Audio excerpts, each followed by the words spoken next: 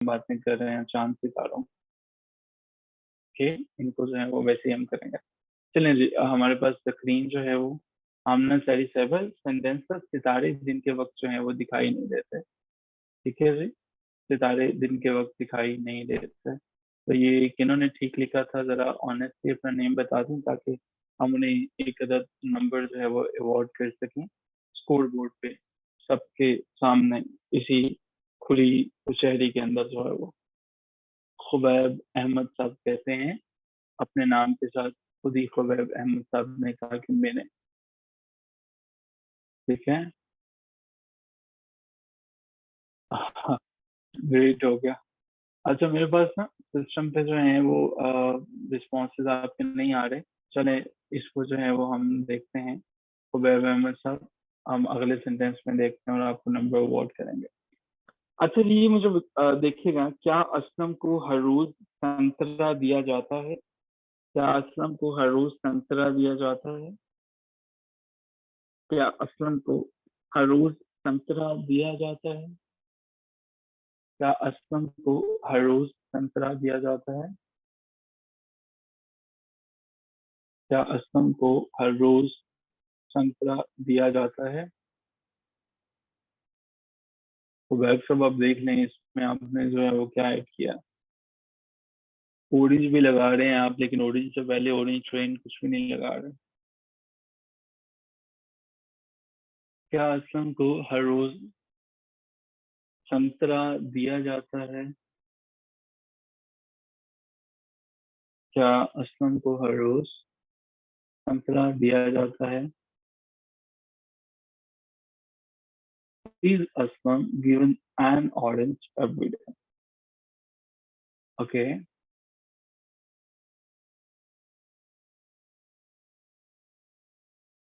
अच्छा जी, ये हमारे पास जो है जिसमें मैंने ये देखा कि आप लोगों ने जो है वो लगाया द ऑरेंज कैसे होगा जी? आपने वॉल से पहले जो है आप क्यों नहीं एन ऑरेंज आप क्यों नहीं यूज करते हैं? ठीक है, एन ऑरेंज क्यों नहीं यूज करते हैं? तो वॉज द असलम गिवन, आके बलूच साहब आप तो सेंटेंस की हड्डियां तोड़ देते हैं। Is Aslam given an orange daily basis on के, is Aslam given an orange every day. Mariam साहबा का सेंटेंस जो है वो मेरी नजर से गुजरा है, ये बिल्कुल ठीक है, बाकियों को भी इसको देखना चाहिए। सो जी, हम यहाँ पे हम एक स्टॉप लेंगे। अब हम सेक्शन बी की तरफ चलेंगे। इस एक्टिविटी के विनर जो है वो खुबैब अहमद साहब हैं। मैनी कंग्रेचुलेशन खुबैब आपको, आपने बड़ी मेहनत के साथ और बड़ी एक्टिवली जो है वो तमाम को आंसर किया। गुड। अब हम एक्टिविटी बी की तरफ चलेंगे। इस एक्टिविटी में मैं आपके सामने कुछ पेयर वर्ड्स जो हैं वो शेयर करूंगा। इन पेयर वर्ड्स को समझना आपका काम है और इनके आपने सबमिट करवाने हैं। जनाब पेयर्स जो हैं जो बना के सेंटेंसेस जो हैं वो बना के सबमिट करवाएंगे। नोट करने से ज्यादा समझने पे फोकस करेंगे, क्योंकि कुछ वर्ड्स ऐसे हैं जो कि आसान हैं, कुछ मुश्किल हैं, ताकि आपके लिए समझना आसान हो। हेल, जो आजकल ओले जो हैं वो पढ़ते हैं उन्हें हेल कहते हैं, आसान है। एक हेल होता है जो कि बिल्कुल हेल्दी होता है। ठीक है, ये हमने बचपन से भी आपने जो है वो इसको पढ़ा सुना है, आसान था। अच्छा जी, भुट्टो को फांसी पर लटका दिया गया, इसे कहते हैं हैंग, फांसी पे लटकाना। ठीक है। अच्छा जो है, जब हमारे पास जो है हम इसी तरह से हमारे पास हैंग और हंग आता है। हंग का मतलब होता है लटकाना। ठीक है, लटकाना। ठीक है, हम जब कहते हैं कि I hung the coat on the hook, ठीक है, तो इसको हम जो है वो कहते हैं कि हंग। जी माधवी साहिबा, आप रिक्वेस्ट कीजिए, इसमें माइंड करने वाली कौन सी बात है? आप प्लीज रिक्वेस्ट यहाँ पे इस तरह, अगर अवामनास के फायदे में है तो हम उसे जरूर देखेंगे। Hard and hardly.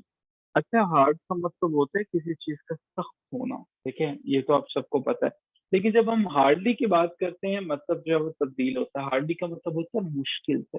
ये बहुत इंपॉर्टेंट है। लोग इसको जो है भूल जाते हैं। ठीक है, ओनली विद डिफिकल्टी, मुश्किल से। I can hardly speak anything, I can hardly walk, I can hardly go there. ठीक है, इसका मतलब है कि हम डिफिकल्टी के साथ जो है वो मूव करते हैं। ठीक है, ओनली विद डिफिकल्टी। तो जब हम डिफिकल्टी के साथ कुछ मूव करते हैं तो वो हमारे पास जो है वो है जी only with difficulty. Sir 5 minute article को भी दिया करें, जो डेली शेयर होता है, कॉन्सेप्ट क्लियर हो जाएंगे हमारे कि उसमें क्या पढ़ा है, वो आप पूछना चाह रहे हैं कि आर्टिकल के अंदर जो हमने डिस्कशन की होती है, तो मैंने ऑलरेडी चीज बताई हुई होती है, वो नहीं पता चलता आप लोगों को। चलें उसे भी हम देख लेते हैं, मेन पॉइंट्स। चलें, ये तो बड़ी अच्छी बात है, हम इसके ऊपर जरूर बात करते हैं, बल्कि अभी करते हैं।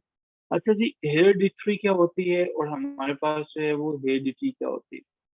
हेरिडिटरी, हेरिडिटरी जो है वो आपके पास जो पहले वाला है हेरिडिटरी, वो है आपके पास जो चीजें विरासत से चली आती हैं। जिस तरह से कुछ फैमिलीज होती हैं, उनके अंदर टीबी की डिजीज जो होती है वो हेरिडिटरी होती है, विरासत से चली आती है। और दूसरी जो चीज है हेरिडिटी, हेरिडिटी वो होती है जो आपको विरासत में मिलती हैं, जो आप इनहेरिट करते हो। जिस तरह से कुछ प्रॉपर्टी होती है, सारी के सारी वो बाकी चीजें जो हैं। जो हेरिडिटरी है वो एक ऐसी चीज होती है जो को मूव करती है नस्ल दर नस्ल जो है वो, ठीक है। इसमें बीमारियां भी हो सकती हैं, जो जीन्स के जरिए चीजें मूव करेंगी उन्हें हम हेरिडिटरी कहते हैं। जो चीजें जो है वो वैसे प्रॉपर्टी की फॉर्म में मूव करती हैं उन्हें हम हेरिडिटी कहते हैं, ठीक है। इनके अंदर डिफरेंस नहीं भूलना। आसान है जी। नेक्स्ट हमारे पास हीरोइन है, जो कहा जाता है कि नशावर चीज होती है, ठीक है। हीरोइन के बारे में जो है वो आप सब लोग जानते हैं कि पाकिस्तान पॉलिटिशियंस एक दूसरे को कहते हैं कि addicted to that particular heroin, that particular drug, etcetera etcetera. दूसरा हमारे पास होता है जी हीरोइन। अच्छा जी, ये वाली जो हीरोइन होती है ना, इसमें जो है वो अगर HEROINE, इसमें आखिर पर ई आता है। आसान है, जो कि हीरोइन होती है जो फिल्मों में काम करते हैं वगैरह वगैरह वगैरह। आसान है जी। आपके पास जो है एक हमारे पास होता है जी हॉन्च, HAUNCH, हॉन्च। हॉन्च का मतलब क्या होता है? हॉन्च का मतलब होता है एक ऐसा एनिमल जो कि अपनी कूल्हों के बल बैठ जाता है। जैसे आपने कभी कुत्ते को बैठे हुए देखा हो, डॉग को बैठे हुए देखा हो, वो किस तरह से बैठ जाता है ना, हॉर्न्स के ऊपर जो है, ठीक है। बिल्कुल जो है वो टांगे दो सामने रख लेता है और बैठा होता है, उसको कहते हैं कि हॉर्न्स। हम कहते हैं the dog sits on it's horns, ठीक है। और जो दूसरा हमारे पास है हंच है, HUNCH, हंच। ये मुख्तलिफ जो है वो हमारे पास इसके मीनिंग है। इसका मतलब होता है पहले से अंदाजा लगा लेना। कुछ लोग कहते हैं ना मुझे लगता है आज कुछ होने वाला है, वो बेसिकली हंच होता है। उन्हें उन्हें वज्द हो जाता है, वो कहते हैं मुझे लगता है कि आज ना ऐसे जैसे जल्जला आने वाला है, ठीक है। तो वो हमारे पास है जी हंच। अच्छा जी, चैट बॉक्स में क्या चल रहा है? Yes sir, main point. Khubaib कहते हैं I am getting bald hair literally. तो माजवी साहिबा कहती हैं यहाँ पे ना लिखें, किसी डॉक्टर को ही कंसल्ट करें। डॉक्टर साहब मौजूद हैं, हामिद साहब, इनका ट्रीटमेंट करें, इन्हें कुछ इंजेक्शन लगाएं। वो एक जोक आपने सुना होगा, बड़ा फेमस मशहूर जमाना ना, एक बंदा था, तो वो डॉक्टर साहब के पास चला गया। उसने कहा कि डॉक्टर साहब जो हैं, मुझे भूलने की बीमारी है बहुत ज्यादा ना। डॉक्टर साहब ने कहा अच्छा चलो कोई मसला नहीं है, आप को भूलने की बीमारी है, मैं आपको ऐसी मेडिसिन दूंगा कि आपको सारी चीजें याद रहेंगी। डॉक्टर साहब ने उसकी जो है वो जुबान पे पेट्रोल रख दिया, पेट्रोल जो है। तो उसने कहा कि ये क्या किया आपने, जो है वो पेट्रोल रख दिया। उन्होंने कहा पेट्रोल कैसे आपको याद आया कि पेट्रोल था, ठीक है। तो अगली दफा वो फिर गया, तो उसने कहा कि इस दफा मैं पिछली बात तो भूल गया। उसने फिर कहा कि डॉक्टर साहब मुझे भूलने की बीमारी है। उसने कहा जी फलां बॉक्स में से फलां वाली जो मेडिसिन निकालो। कैसे? वो तो डॉक्टर साहब आपने पहले भी दी थी, वो तो इस तरह के भूलने के लिए थी, ठीक है। तो कुछ ऐसे मिलता जुलता वो एक जोक था। तो उसमें भी जैसे आमिर साहब ने फौरन से मेडिसिन रिकमेंड कर दी है, तो ऐसे ही वो डॉक्टर साहब भी फौरन से मेडिसिन जो है वो रिकमेंड कर देते थे। लेकिन ये आमिर साहब वाली मेडिसिन आपने इस्तेमाल नहीं करनी है। ये आमिर साहब भी मेडिसिन बताने से पहले टेस्ट करते हैं दूसरों के ऊपर। तो अच्छा, मैं समझा किसी मेडिसिन का जो है वो फॉर्मूला है। अब मेडिसिन की जुबान आप हमें बताएंगे तो वो हमें तो नहीं पता चलेगा कि वो है, ठीक है। नहीं जी, हमारे पास जो है, अच्छा वैसे ना, हाँ वो हसन आप जो है वो जो सुनाएंगे, क्योंकि आप जानते हैं और मैंने सुना है कि आपका सेंस ऑफ ह्यूमर बड़ा अच्छा होता है, ठीक है। अच्छा जी, ये जो है हमारे पास पूछा गया है कि हंच और प्रिडिक्शन जो है वो सर सेम है जी। देखें, ये दोनों डिफरेंट कॉन्सेप्ट्स हैं। समझने की कोशिश कीजिएगा। दोनों में वो कि आपके पास एक्सपेक्टेशंस होती हैं, या दोनों में आप ये समझते हैं कि कोई चीज एंटिसिपेट कर रहे हैं। हंच का मतलब ये है कि जब आपको इंट्यूशन होती है, एक फीलिंग आती है कि कुछ होने जा रहा है, ठीक है। मिसाल के तौर पर जो है वो हमें ये फीलिंग होती है कि अच्छा यार, मुझे लगता है कि आज अच्छा दिन गुजरेगा, मुझे फीलिंग्स आ रही हैं। प्रिडिक्शन जो है वो होती है जो कि एक एजुकेटेड गेस होता है, जो कि फोरकास्ट होता है, लेकिन वो एक एजुकेटेड गेस होता है। इसमें आप अपना एनालिसिस करते हो, अवेलेबल इंफॉर्मेशन देखते हो, डाटा देखते हो, पैटर्न देखते हो, ट्रेंड्स देखते हो। आप जो है वो रैशनल और लॉजिकल अप्रोचेस को देखते हो, फिर जो आप चीज बताते हो वो आपके पास होती है जी आपकी प्रिडिक्शन। जबकि यहाँ पे हमारे पास जो हंच है कि without any prediction. I am sure कि मैंने आपके क्वेश्चन को आंसर कर दिया। अच्छा जी, हमारे पास है जी हिस्टोरिक। जब हमने हिस्टोरिक की बात की, हिस्टोरिक किसे कहते हैं? अब जैसे बादशाही मस्जिद एक तारीखी जगह है।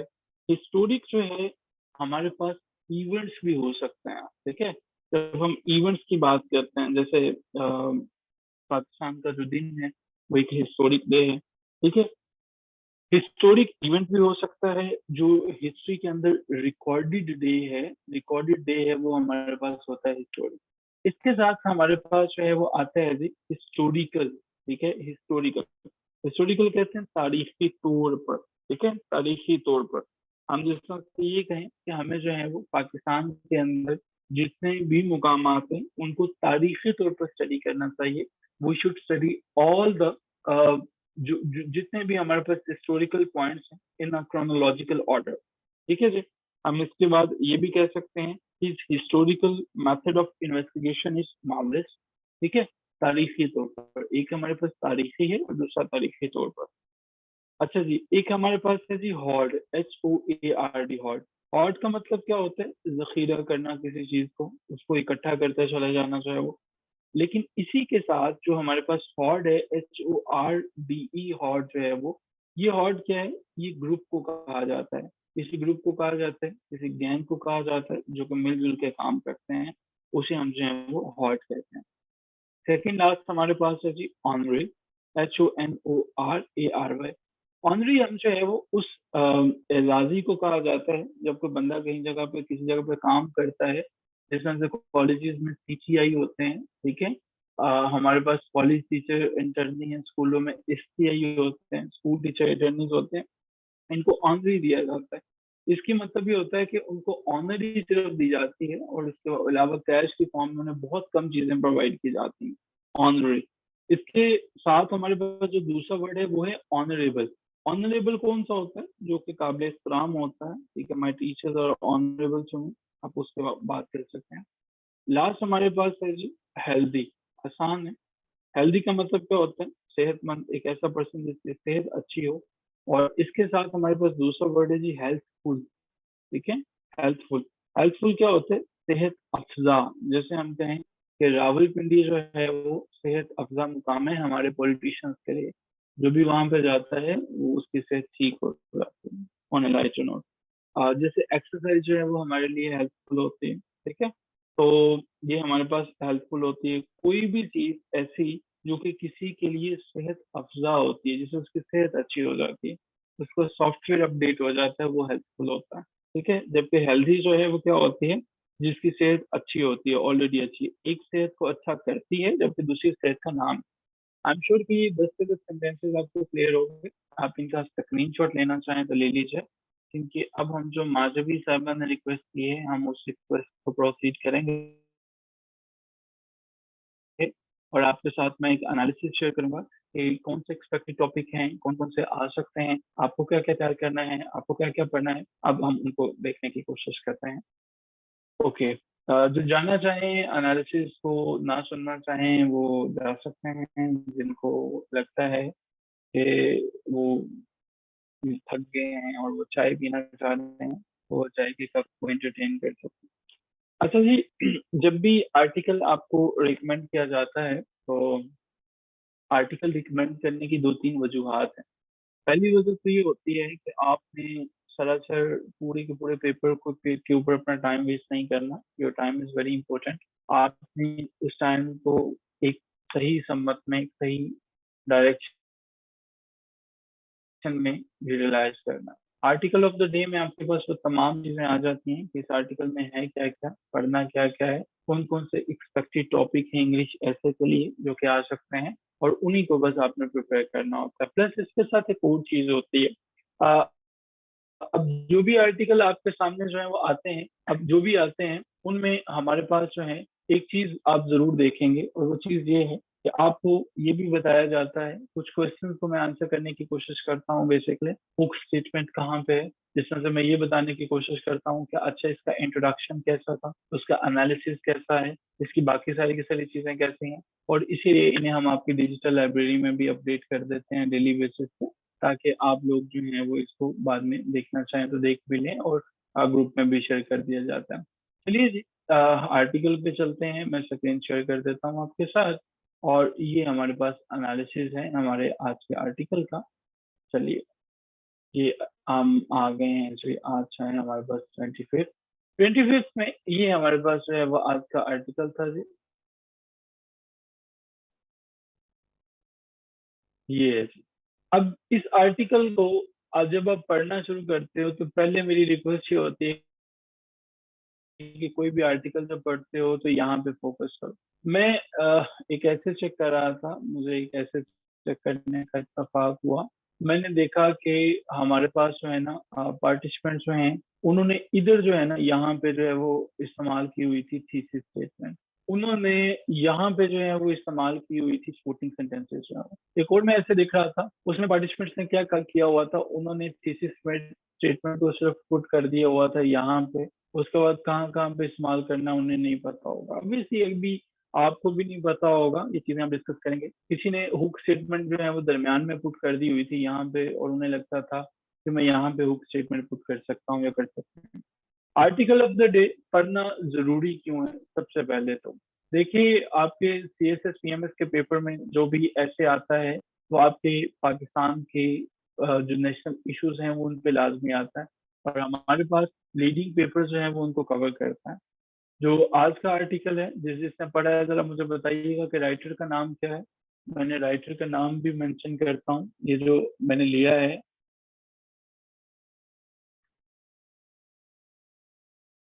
क्या नाम है इन राइटर का?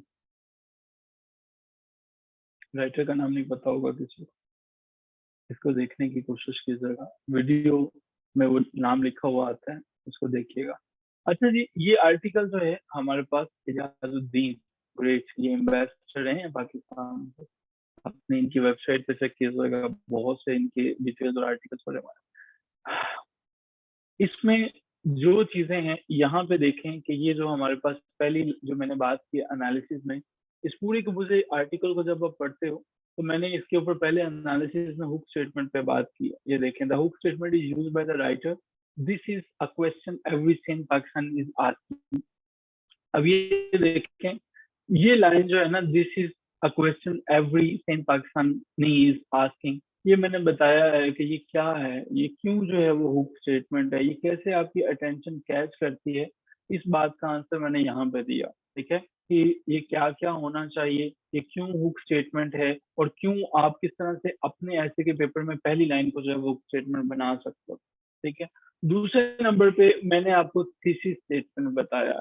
जब ये आर्टिकल्स लिखते हैं वो कि उस तरह से क्लियरली थीसिस स्टेटमेंट को मेंशन नहीं करते हैं, लेकिन राइटर जो है वो बताना चाहता है कि पाकिस्तान के अंदर जो डोमेस्टिक एंड पॉलिटिकल लैंडस्केप है वो किस तरह से मुतासिर हुआ है। दूसरे पॉइंट में मैं इसकी बात कर रहा हूँ।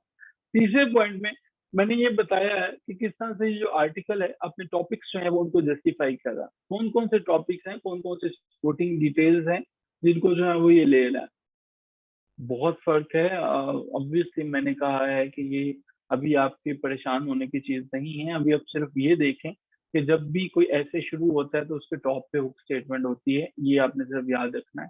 बाकी चीजें को हम अपने ऐसे के सेक्शंस में डेफिनेटली उनको देखने की कोशिश करेंगे। हुक स्टेटमेंट होती है, अटेंशन को कैच करती है। तीसरी स्टेटमेंट पूरी के पूरे ऐसे का क्रक्स होता है जिसके लिए पूरे ऐसे ने घूमना होता है। ठीक है, लेकिन जिस तरह से ये हुक स्टेटमेंट थी, इसने रीडर की अटेंशन को कैच कर लिया। ठीक है, रीडर ने जो है वो क्यों इसका मैंने यहाँ पे लिखा भी था, शायद आपने नहीं पढ़ा। ये देखिएगा, this hook statement is effectively because it immediately grabs the reader's attention by highlighting a pressing and thought provoking issue, ठीक है। और जबकि जो थीसिस स्टेटमेंट होती है, जो हमारे पास डोमेस्टिक एंड पॉलिटिकल लैंडस्केप पे बात कर रहा है, पूरे के पूरे आर्टिकल के अंदर पूरा आर्टिकल इसी के गिर्द रहेगा, ठीक है। पूरे के पूरा आर्टिकल इसी के गिर्द रहेगा। अब आगे चलते हैं। आगे हमने जो है, जो अभी आपके लिए समझने वाली चीज है, वो है जी कुछ यहाँ पे जो है वो ये है जी, आपके पास जो है वो कुछ ऐसे ऐसे के एक्सपेक्टेड टॉपिक्स जो आपको पढ़ने चाहिए, जिनकी आउटलाइन बनानी चाहिए, जिनके ऊपर आपको वर्क हार्ड करना चाहिए, जिनके ऊपर आपको कोशिश करनी चाहिए कि आप कम से कम इनके ऊपर देख सकें कि चीजें चल क्या रही हैं। पहला जो टॉपिक है, the impact of Pakistan political interference on Pakistan domestic affair. दूसरा वाला टॉपिक देखिएगा, इकोनॉमिक चैलेंजेस क्या क्या है and shrinking economy of Pakistan. ये बड़ा इंपॉर्टेंट है, बड़े चांसेस हैं कि पाकिस्तान की जो श्रिंकिंग इकोनॉमी है उसके ऊपर जो है वो टॉपिक आ सकते हैं, उसके ऊपर ऐसे आ सकते हैं, security breaches and the need for enhanced defence measures, historical landmarks and their significance in Pakistan's culture and heritage, the role of elections and the political landscape in the shaping Pakistan's future। ये जो मैंने highlight किए हैं ना, ये सबसे ज्यादा important है, ठीक है, सबसे ज्यादा इम्पोर्टेंट है। जैनब गो के इस पे हमने बात की थी, मैं दोबारा बता देता हूँ आपसे। कुक स्टेटमेंट आप हमेशा वहां पे यूज करते हो जहां पे आपको रीडर की अटेंशन को कैच करना हो। अगर आप ये चाहते हैं कि हर पैराग्राफ में आप एक नया आइडिया दे रहे हो और उसमें आपको रीडर की अटेंशन को ग्रैब करना है, बिल्कुल यूज कर सकते हो। लेकिन आपके लिए जरूरी यह है कि आप आर्टिफिशियली हुक स्टेटमेंट्स को यूज ना करें। आर्टिफिशियल से मुराद ये है कि आप अटेंशन ग्रैब करते करते इंटरेस्ट लूज ना कर दें, ठीक है। बाकी इसे आप हर पैराग्राफ में भी यूज कर सकते हैं, लेकिन इंटरेस्ट आपका मेंटेन रहना चाहिए, ठीक है। अब इंट्रोडक्शन पैसेज जो है वो मैंने स्पेसिफिकली आपके लिए लिखा। नईम साहब अगर हैं तो प्लीज इस फाइल को दोबारा जो है वो शेयर कर दीजिएगा। हमारे साथ नईम साहब हैं? अच्छा नहीं है, उनका शायद इंटरनेट का आज इशू है। मैम हाजिर साहब, आप प्लीज इस फाइल को दोबारा शेयर कर दीजिएगा। अटेंशन ग्रैबिंग हुक, इसको जरा पढ़िएगा, ये फाइल आपके साथ शेयर हो जाएगी कि क्या है अटेंशन ग्रैबिंग है। इंगेजिंग लैंग्वेज जो है, लैंग्वेज जब आप अपने ऐसे की लिखेंगे, किस तरह की लैंग्वेज आप लिखेंगे। सेंस ऑफ क्राइसिस जो है वो किस तरह से इसने डील किया है। इंट्रीगिंग क्वेश्चन को कैसे आंसर किया। जब आप एक दफा इसको पढ़ेंगे तो चीजें क्लियर हो जाएंगी, ठीक है जी। तो ये हमारे पास आज के आर्टिकल का एनालिसिस था, जिसको आपने पढ़ना है, कवर करना है। और इसके साथ साथ एक और चीज भी आपके साथ शेयर हुई थी, वो कि मैं एक्सपेक्ट कर रहा होता हूँ कि आप इन चीजों को जरूर देखेंगे। वो आपके पास वोकेबलरी थी, ठीक है। कितने लोग ऐसे हैं कि जिन्होंने इस वोकेबलरी को प्रिपेयर करने की कोशिश की है? वो हमारे पास वोकेबलरी थी, और ये वोकेबलरी वाली फाइल भी प्लीज इनके साथ दोबारा शेयर कर दीजिएगा। ये हमारे पास जो है वो कर दिया जाता है, ताकि अच्छा आपके साथ जो है वो शेयर नहीं हुई, अभी स्क्रीन शेयर नहीं हो रही है। तो इसको जो है इस ये फाइल भी आपके पास अभी आ जाती है। इसको भी आपने प्रिपेयर करने की कोशिश करनी है। इन्होंने जो है वो पार्टिसिपेंट्स ने तैयार भी किया। मैं आपके साथ स्क्रीन भी शेयर कर रहा हूँ, ताकि जिन लोगों ने नहीं देखा वो देख लें। ये ग्रेवी ट्रेन है और इनहिबिट है, डिसकंसर्टिंग है, ये सारे के सारे आसान से वर्ड्स हैं। इन्हीं वर्ड्स को इस्तेमाल करते हुए नीचे ये एक बड़ी इंटरेस्टिंग स्टोरी है। आज की स्टोरी में मेन कैरेक्टर सैमुअल का था। सैमुअल जो है वो किस तरह से इनफ है, जो किस तरह से वो फेस करता है प्रॉब्लम्स को, कैसे वो जो है वो फिर जिंदगी चेंज करता है। ये आज की हमारी डिटेल्स हैं। तो कल आने से पहले आप एक काम करेंगे, एक ये सारे के सारे वर्ड्स आपको याद होने चाहिए। दूसरे नंबर पे जो आपके पास यहाँ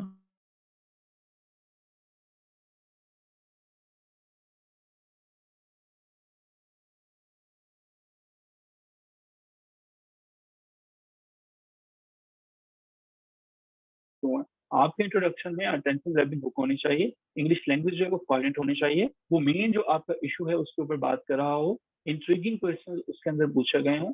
जो कॉन्टेक्स्ट आप आगे चल के बताएंगे उसके ऊपर वो रेलिवेंट हो। तो ये है जी समथिंग